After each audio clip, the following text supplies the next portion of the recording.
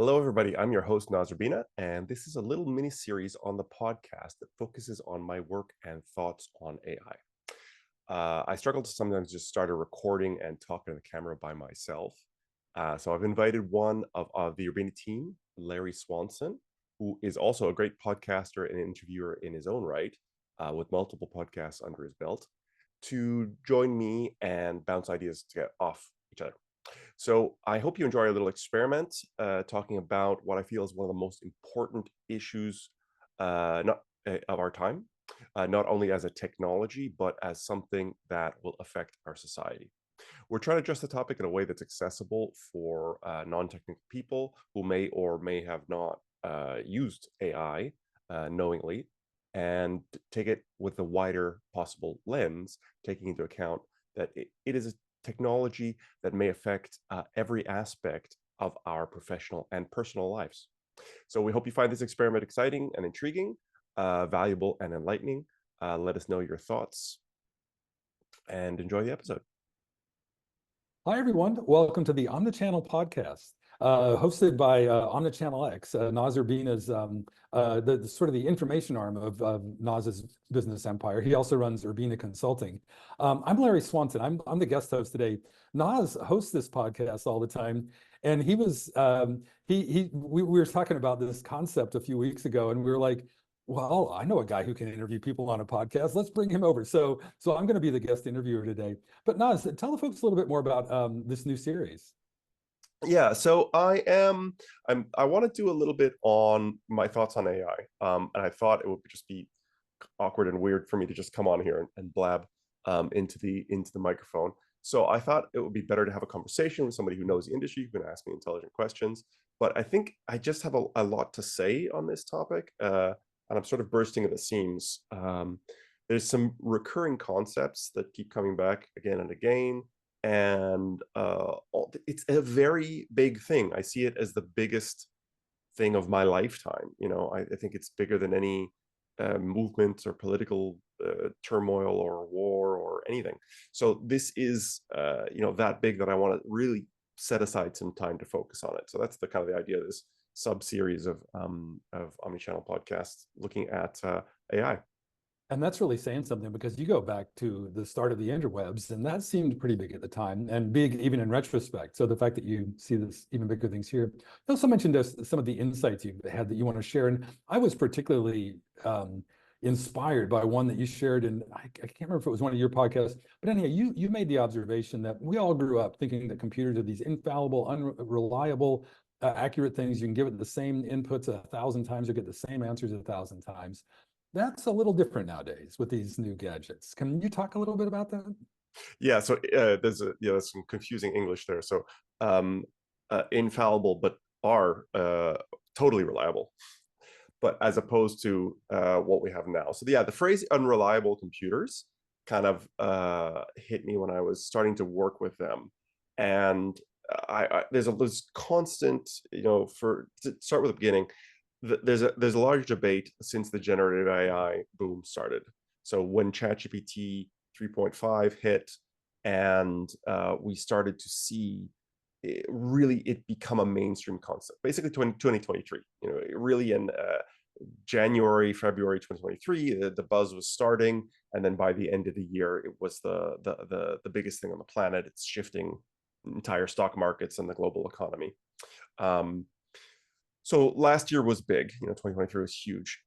And what was one of the big topics was that these AIs were incredible at being able to generate, create, and simulate human creativity and content. So they could create images, they could create text, they could write poems, they could write essays, they could write computer code, etc.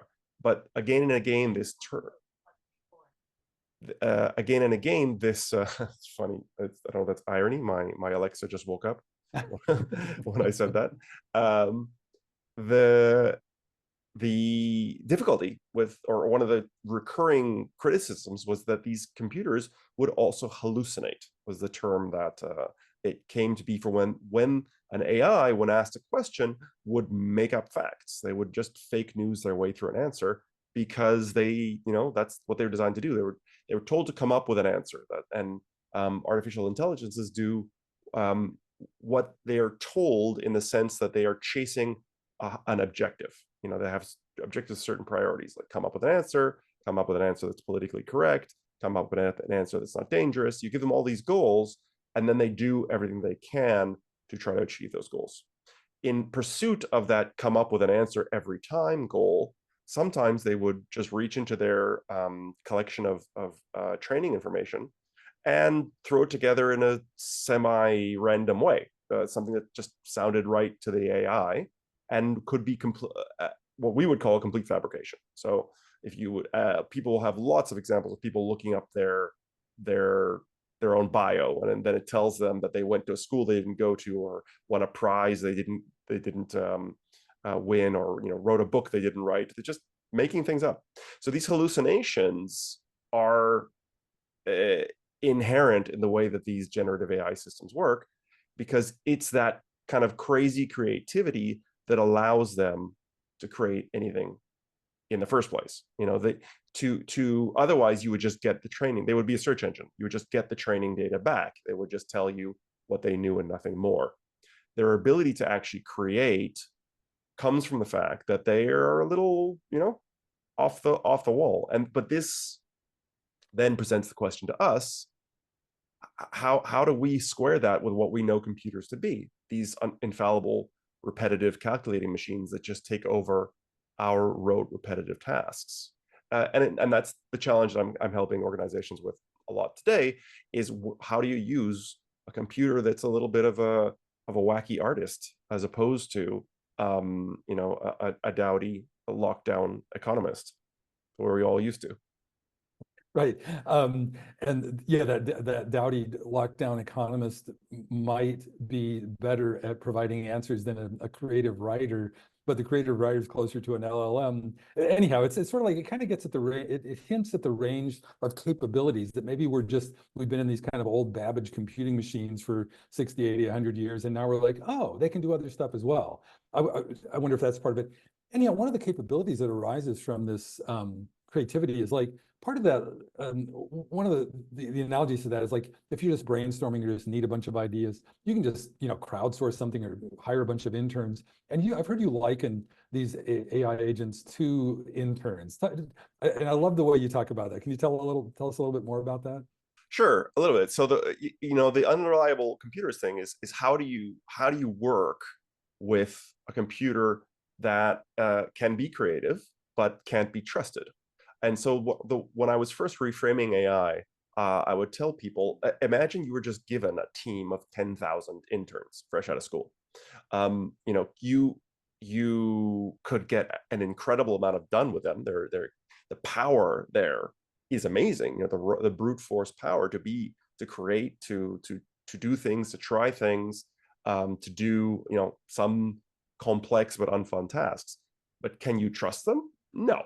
They have to be guided, checked, validated. You would have to build processes for them that take into account their needs, not treat them like you would treat a human being, and not treat them like you would treat a computer.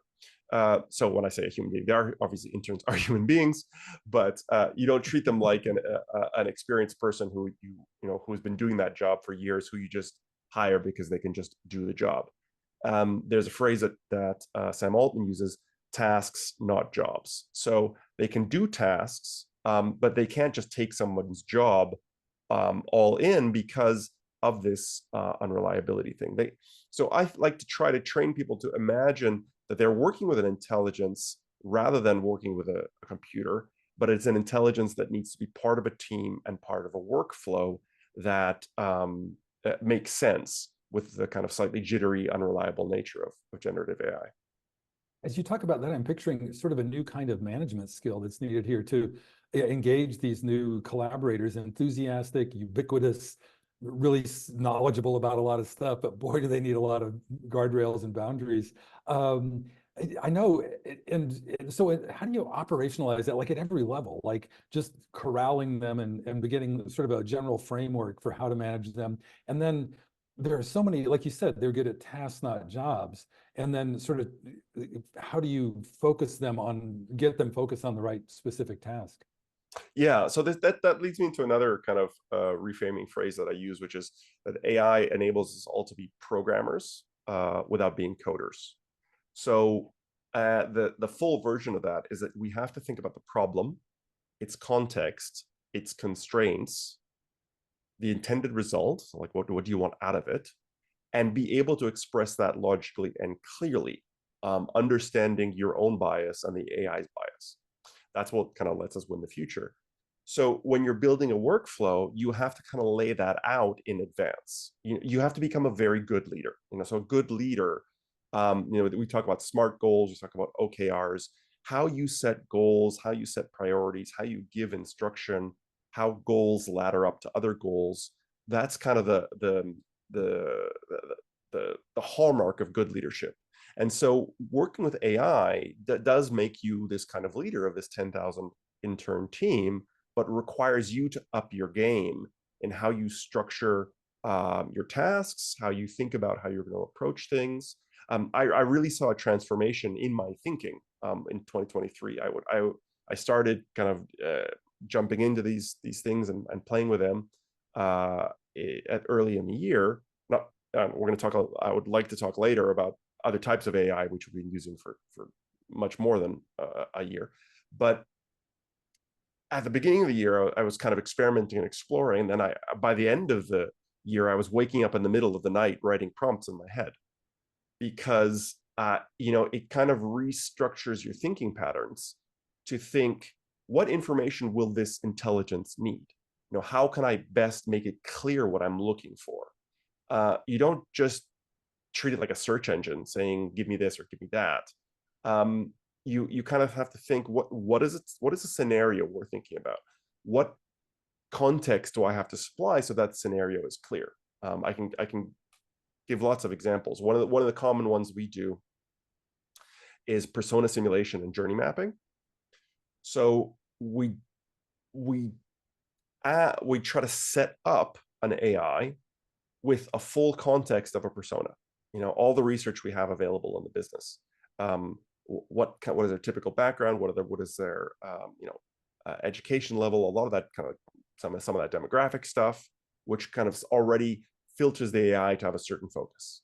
And then explaining to it, we are going to be doing these things called customer journey maps or experience maps, and understanding the concept of stages, and that during a stage you might have touch points that you access content through, or you might have design interfaces that you're looking at, or you have questions. What are the informational questions you have as a user when you're trying to use an interface or access content, and how do those don't break down over time and type, transactional questions, informative questions, and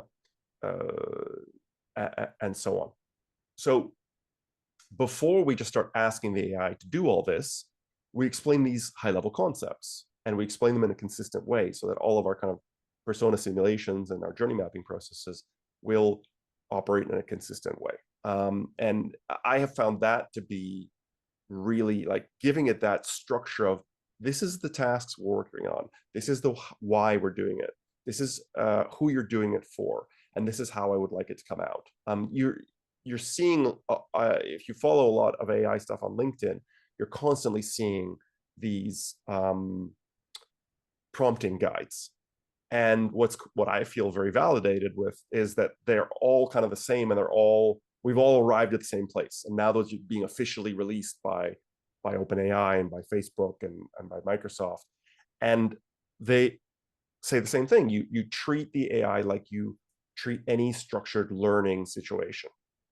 You use consistent labeling, you use structured instructions, you make nice lists, you lay out the task context, you lay out what you want from the objectives, and then a key one, check your work, key ones, check your work and think step by step.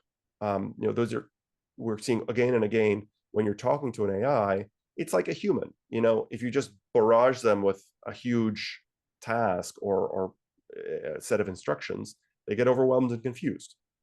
And if you ask them to just do it all at once, they'll get overwhelmed and confused. But if you tell them to think through the problem in stages, like you would tell any junior person or even a child learning something, they come up with better answers. And if they're discovering that it's hundreds and thousands of times more efficient to have them come up with an answer, come up with 10 variants of an answer, think about those, check which one is the best, and then move on, rather than trying to create a super AI, which you've trained so well that it does everything right the first time. They're giving up on that kind of model. We've kind of exhausted that. And now we're seeing that actually better structuring the instructions and then checking our work, like they taught you in school, is what you're going to get. It's going to give you the best results. Mm-hmm. Yeah, as you talk about that, I'm wondering, like, it sounds so much like a lot of what you've done, a lot of your career, like technical documentation, like keeping track of like how you explain the operation of a thing to other people. And a lot of that kind of content is used in training programs and things like that. Are you finding, and I think most people who listen to this podcast know about your background, but you go back literally to before the beginning of that world of structured content. Do you see links between that background and what you're seeing now? So that's interesting you said it that way. So I go back to the begin. I go back to before the world of the current wave of structured content. So we are now hearing a lot about headless CMSs and content models and structuring your content and omnichannel. So I started my career easily a decade before, more than a decade before the recent popularization of these concepts, the mainstreaming of these concepts. I was a kid. I got out of school. I was I was the intern who happened to land a job in a tiny company called SoftQuad, who was at the forefront of building the structured web and what we call semantic structuring tools at the .com era. So and before. So I came in and there were people who had been in it for 20 years, going back to the 80s, when the web itself was being developed. And I just had Stephen Pemberton on the podcast a little while ago. He goes back to the before times. And so what was happening back then is that in parallel to the web as we know it being exploding, there was always this kind of tiny community in the background saying, no, we should be structuring the content in a consistent and intelligent way, so that it's not just for web pages. It should be for all of our channels, and it should be personalization ready and automatable. So I was born in that kind of 1999, 2000 era, and have been working since then. And yeah, the fundamentals of understanding not what do I want to write, but what's the logic of what I'm trying to accomplish? What's the logic behind how you create a good product overview page? What's the logic behind how you construct an email? A lot of what becomes aspects of content strategy, content engineering, they all come back to what's the mental model behind these things. Headless CMSs are built with mental models instead of page models, because you say, okay, I'm going to make a product. It's going to have features. There's going to be promotions. Those mental models of things. That's what we manage in headless CMSs, rather than web CMSs, which manage the actual pages. So yeah, that's my background, and it's helped me a lot, because once you get to AI, then you're explaining models, and you're explaining the logic of things so that an intelligence can do work for you, as opposed to writing in code so that a program can execute it, or simply using the tool as is. It's this kind of participatory process of going, okay, I've got a plan and an idea, and this is an intelligence that can help me. How do I collaborate with it? That's been incredibly helpful for me. We hope you find these sessions valuable and enlightening, maybe even enjoyable and intriguing. Please do let us know in the comments or by email or the contact forms on our websites. And without any further ado, enjoy the episode. Mm-hmm. As you're talking about that, I'm reminded that, like, my question was sort of like very focused and specific, but there is so much broad applicability of these tools. And I think a lot of people, we're recording this in February of 2024, almost a year and a half after the introduction of the current GPT craze. And so much of the fuss still seems to be around generative AI, but Yeah. there's a lot more going on. And I know you've had some thoughts and ideas about this, like that generative aspect of it certainly helps a lot. Like a lot of the stuff you were talking about earlier about generating persona ideas and things like that. But can you talk about some of the other capabilities that people should be thinking about as they look to incorporate AI? Yeah, and so I think there's a good transition here, because the what you were just asking me about, I think the thing that is most immediately applicable, if people are looking to learn, like read this and go, okay, well, how can I make my ChatGPT experience better tomorrow? Headings, consistent headings and templates in your prompts. Whenever you speak to an AI, don't just tell it what you want. Try to kind of break it down, like context. Write the word context, task, rules, or validation steps, output format. Think of what your consistent headings are, and then when what in the task itself, if you want it to write a LinkedIn post, define what's the structure of a LinkedIn post. You want your hook at the beginning, then you want your key points, then you want your call to action, then you want your hashtags. So put those actual structures in and use those terms and structures consistently, and you can configure AIs so that they remember them. So you can have your writing AI or even your LinkedIn post generating AI, if you use that consistency over and over and over again. And so some of that kind of bridges very nicely with some of the other areas. When I talk about AI, I kind of get a little bit frustrated that we're talking so much about ChatGPT and generative AI, which is incredibly useful and powerful. And it has changed my career. We're so much more productive, and we can help clients do amazing things with it. But that is not the sum total of AI. So the AIs that the types of AI, the areas of AI, I think are not getting enough traction, attention, are things like categorization AIs. So one of the things that we need to make the world a better place is more tagging. Everything that we create, if it's digital, we need to put metadata or tagging or categories, taxonomy, ontology, choose your name for how you describe the things, so that we can find them, manipulate them, transform them. And for decades, that's been one of the things that AIs could do really well.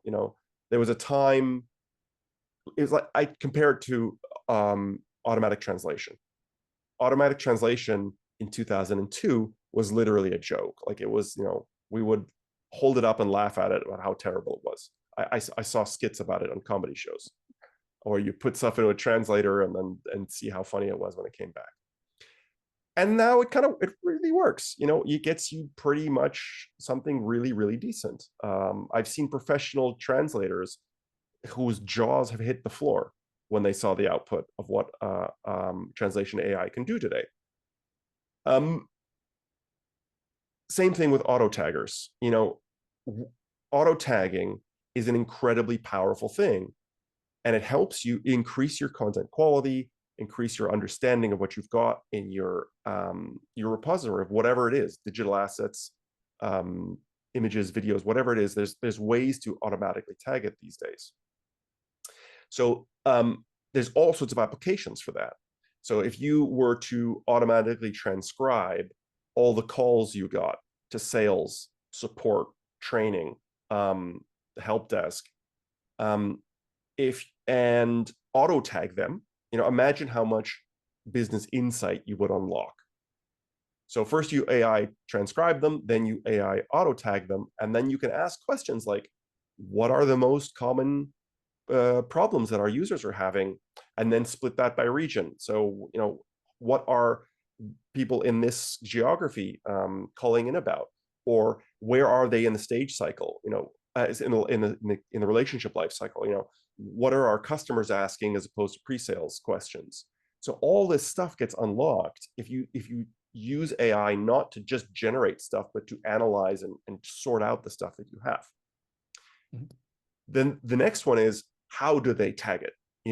Are you just looking for frequent keywords like a search engine? That's not necessarily the most effective thing. the area of AI which I think is most powerful and most underrepresented is what we call um, knowledge modeling.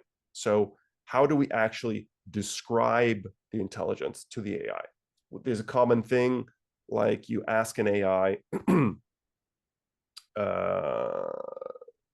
if I was to ride my bike over a bridge and under the bridge there was lots of nails and broken glass, what would happen? And the AI goes, well, your tires would probably be damaged by the nails and broken glass. Because linguistically, it understands that, if I drive a bike over nails and broken glass, I'm going to hurt my tires. The fact that there's a bridge in between is because the AI does not have a mental model of these things going on. Similarly, search engines, if you're talking about ancient Egypt or killer whales, you could also you're also talking about orcas, which are the same thing as killer whales. There's a synonym relationship. Or if you're talking about ancient Egypt, you can be talking about pyramids and tombs and pharaohs and stuff, but that could also relate to burial rituals and mummification. So these relationships of concepts and understanding the wider relationships of all these tags that we're applying, that's a whole discipline in itself. There's specific software for doing it. And if you give your AI access to that software, it is so much more powerful. I've got numbers. We've got Sebastian Bubeck, who is a senior principal researcher from Microsoft. And he says that we're getting huge, like 1,000% increases in performance from AIs if you give them what he calls textbook quality content. So if you've structured it, you've put in all the headings, you've got indexes, you've got tagging, you've got glossaries and vocabularies, like what you would get in a school textbook. If you give that level of content to the AI, that's where you get quantum leap 10 times better output. So just thinking I'm going to throw all my unstructured stuff at this thing and I'm going to have a great super AI engine that's just going to figure it out for me. Even the biggest companies in the world are saying that's not the way to approach this. You need to think about knowledge modeling. You need to think about tagging against a knowledge model, and then giving all of that good context and structure to the AI so that it can perform. Taking us all the way back to the interns. If you just handed them a pile of notes and images, they could work. But if you give them a clear playbook with tasks and processes and reference information all nicely structured for them, they're going to be way more productive. Yeah, and as you talk about that task, that's every author's least favorite task, is after they've created a piece of content to tag it, or and so auto tagging must be the biggest boon to that community of all time. But as you're talking about that, and kind of back to the intern thing too, there are so many tasks that you just articulated in there, or possible kinds of tasks associated with like translation and localization, like that human thing. I guess a lot of this is getting at like how much better the models are getting, and how much, back to the very first question about how these unreliable computers, and now you talk about injecting knowledge modeling into this. And anyhow, how are you seeing this? Like you've been on this about a year and a half now. Are you seeing like progress in the, maybe not reliability, but the trustworthiness of the end result, based on a bunch of this process stuff that you're helping enterprises with, as well as the technology itself? How quickly are we coming to like really, like the optimal benefit of realizing AI's benefits? Okay. Two things. First of all, I'm about 10 years into this. So because I've got quotes that go back to when we were working with one of Europe's largest banks, and they were implementing their chatbot, and this is 2016.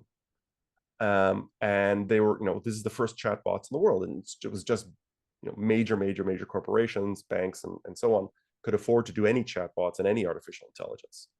And back then they said the number one thing that improved performance was taxonomy, tagging the answers that the chatbot was looking up. That was the easiest, most effective way of moving the needle on chatbot performance. This is all way before ChatGPT and so on, and it's continued to be true. How far are we from achieving the dream, like the benefit? I always try to remind people, every AI you're seeing and every AI tool that's on the market is the worst one you will ever use. All of them.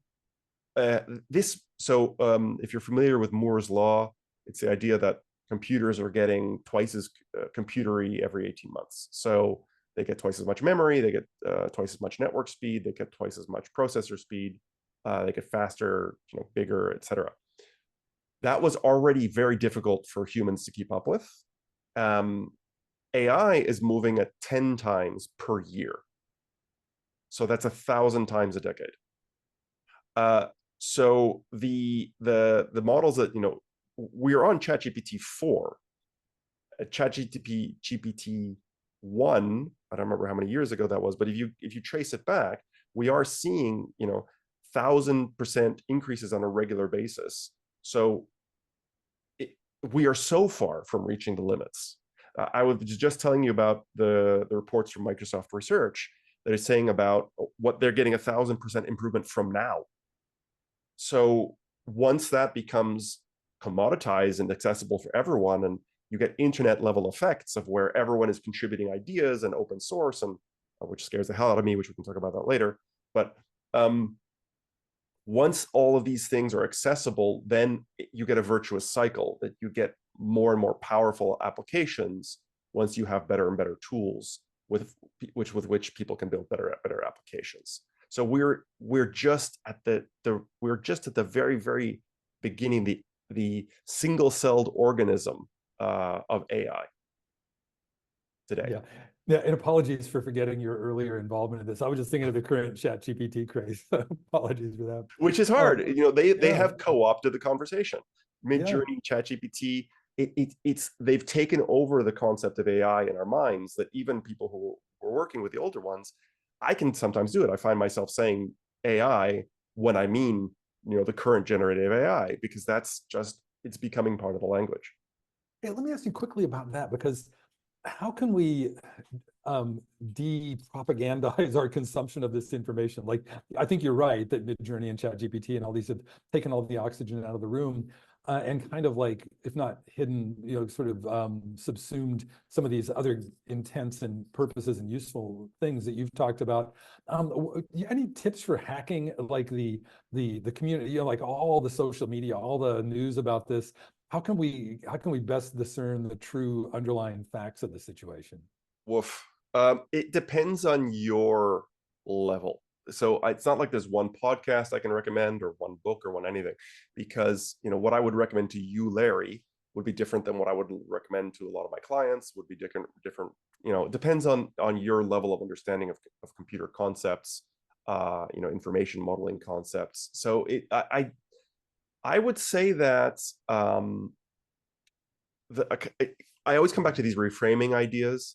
So what are the difference between regular computers and these crazy, unreliable generative AIs? So the hacks are realize that it's an unreliable thing that needs this kind of guidance. We've been through that with the 10,000 interns and so on. Practice. So you learning to speak to the AI is something that it's a skill set, the same way that learning to use a word processor or becoming a good Googler, it's a skill that you learn. So play with them, try to get it to do things, and then the remembering that when I say AI enables us to all to be programmers without coders. What the heck does that mean? I don't know how well I explained it the first time, but it has to do with when you are coding, you have to figure out the solution to the problem, and then you write a special code that allows the computer to do that repeatedly and quickly. When you're a higher level programmer, you're saying, what do I want my thing to do? What are the outcomes I expect? What are the inputs I'm going to give? What are the outputs I expect? And that is what you're doing with an AI. Don't try to tell it line by line, thing by thing what to do, but give it, like I was saying, I'm looking for a LinkedIn post that has these qualities. Now go for it. And then the last thing is brainstorming with AI. That I found the AI, if properly, I know some prompts. People can hit me up for some good prompts to make this really, really fly. But getting the AI to just blue sky, colored markers, sticky notes on the wall, kind of brainstorm is incredible because they come up with stuff at such a volume and speed that even if 70% of it's either cliche or unusable, you get an amazing amount of output. And so I have found, medical doctors, people who are running teams, who have, they have a pharmaceutical training background. They don't have any real technical aspect of the job, but they sit there and kind of play with things. How might I structure this presentation? How might I talk about this topic? And just kind of throw out those blue sky questions, and you will start to learn how to leverage this in your day-to-day work. Get it's $20 a month. Get a ChatGPT subscription and start playing with it, even on your phone, and that will be valuable education for the rest of your career. Yeah, that notion, especially brainstorms, that's the classic generative AI use. You're right. That's what they're built for. But brainstorming is just one of many activities in a modern office. And you've talked a lot about the GPT, custom GPTs you wrote for like persona development, and talks a lot about like auto tagging and all this stuff. And there's this new category of tooling that I've heard about that some of the big tech companies are doing around sort of teaming these, turning a bunch of GPTs and prompts and things into like actual agents where you can something. I don't know if this transitions from tasks to jobs, but it seems like it's on the way there. Can you talk a little bit about that? Yeah. So Sam Altman said that there's they can do tasks, not jobs, and then within a few months, he's talking about the one person, was it $1 billion, $1 trillion company? Yeah, one person $1 billion. I just read that post the other day. He's Yeah. claiming So that. so is that a contradiction? Kind of. So what it's kind of saying is if you could, depends on the definition of task. Once task becomes complex enough, it does start to rub against what a job is. But so the idea of an agent is an AI that is not just producing content. So it's not an auto tagger. It's not it's not a translator. It's not the older kind of AIs we had, and it's not the generative AIs that we have today.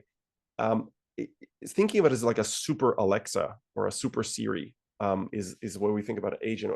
It's something that could actually combine search engine plus actually personal assistance. So find me the cheapest flights, list me 10 great places to go in Greece.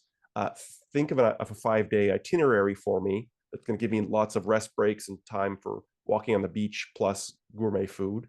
And then, book some hotels options for me that have a refund policy that are within this price range. You cannot do that with any tool in the world right now.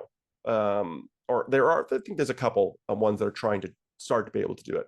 But that's where we're going. The idea where it's not just a producer of content, but an executor of these tasks. So you can tell it, think of an itinerary, go online, look up the flights for me, and if you trust it enough, buy it for me or reserve it for me, and come back to me with these checkpoints. Though that's kind of an agent. And what I'm playing with now, and in my spare time, I haven't gotten a chance to put this into production use yet, is the idea of agent swarms. So I don't like the term agent swarm. It really makes me feel, it really sounds like a Terminator kind of Matrix, awful. It sounds like a bad thing, agent swarm. I like to talk about your AI ecosystem. So if we have auto taggers over here and auto translators over here and transcribers over there, how do all these kind of AI organisms fit together into an ecosystem? And what's the life cycle of a task as it moves through it? So when I am trying to develop a content plan, develop a user interface design, where does AI fit into all of these? And can I have an AI over here that automatically sends certain information, let's say on a regular basis, or when I ask it to this other AI over here. So this one does the transcription, this one does the auto tagging, and this one does the insight report, and then I just want to come in and go, I want to look at the insight reports for this region. And I've had 3 AIs that have kind of collaborated to get me my insights report. And then when I have it, then I give that to my my content planning AI and my UI design AI that will start to build user interface wireframes and content plans. So it's looking at how do we get these AIs talking to each other, rather than thinking I'm just going to create the super AI that does X. Thinking of, again, back to this teaming idea of how do we get multiple AIs that feed each other, and continue to move ourselves higher and higher in the workflow hierarchy, which is where this one person $1 billion company comes from. So you are the CEO now. So you're not even a team leader with 10,000 interns. You are a team leader. You are a CEO that has 10 senior managers who each have 10,000 interns. Now, what do you do? So that kind of mental model of, okay, I'm currently here. How can I leverage my interns? But then how can I put myself a little bit out of a job and take a higher level, more strategic approach to what I do, so that I'm only doing essential tasks? The way you say that, like, because that's always been, or has often been a goal, and throughout my business history, is like, how can I put myself out of a job and go up a notch? And Yeah. and by intelligently employing these new agents and grouping them together, you just you kind of create levels beneath yourself that can push you up the economic food chain. Yeah. Yeah, exactly. So I think that's what everyone's got to do, is think of how could I, if I had all this power, what would I do with it? Yeah. It's kind of fitting. This is our first one of these, because it's we've got some examples here, but it's still nicely abstract. There's a lot more Yeah. that we can get into. And Well, also to some what of the, you just, oh, I'm sorry, go ahead. Yeah. yeah, and also I do want to at some point talk about both the lower level issues, like more examples and more practical stuff, but also the higher stuff. I'm about the social impact, ethical impact, moral impact of these tools on our world.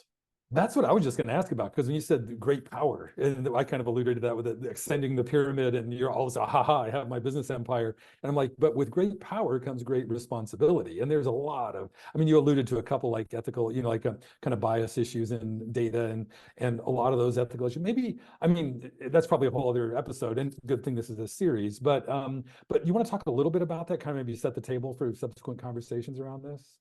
Yeah, so I think, so we come back to the very beginning of the episode. I think this is the biggest thing that's happened in my lifetime. Full stop. So I think that it's the most powerful thing that has happened, and also therefore the most dangerous thing.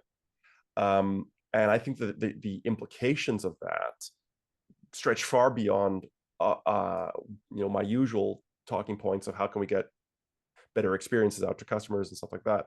So I do want to talk a little bit about if we're going to be involved in having this level of power. If you look at the influence that the big tech has on global culture and politics, that's pretty huge. Some of the listeners here will be from a lot of our clients, and a lot of our listeners are from Fortune 100 companies that are more powerful than nations today. The Google is more powerful than many countries on the planet, as is Facebook, as is Apple, and for some of the pharmaceutical companies, et cetera, et cetera, et cetera. So with this great power, how do we wrap our heads around the impact of what we're doing? Like the idea of open source AI, which makes me shiver to my boots. What should we do about that? And what is going to happen? What are the risks? I think we can just say, oh, it's really powerful, and people come up with things like, oh, what if somebody makes a bomb or a chemical weapon? I find that to be deeply boring. And I'd like to talk about what I think are the real risks, and the things that'll sneak up on us. But I think, as you said, that's a whole nother episode. But I think there's a lot, with all this power, there are a lot of risks that we don't quite comprehend yet. I'd like to explore them as best I can. Yeah, I'm looking forward to going deeper into that for sure.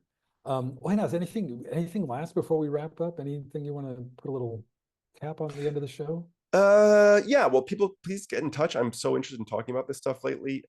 We have our rocks methodology, which we've been shopping out there. That's rocks, RAUX. So if you look for Rocks Urbina Consulting, you can find a little bit more about the particular methods, prompts and examples that we can use, that you can use, and otherwise, what are the challenges and goals? Like, what do people want to do? I'm very interested in use cases, so anybody who wants to reach out about that, I'm always interested in talking about how you envision using AI. Great. Cool. Well, thanks so much, Noz. This is a fun conversation. Absolutely. Thanks for doing it. I'm looking forward to the next one. Nice. Likewise, for sure. All right, talk soon, everybody. Thanks.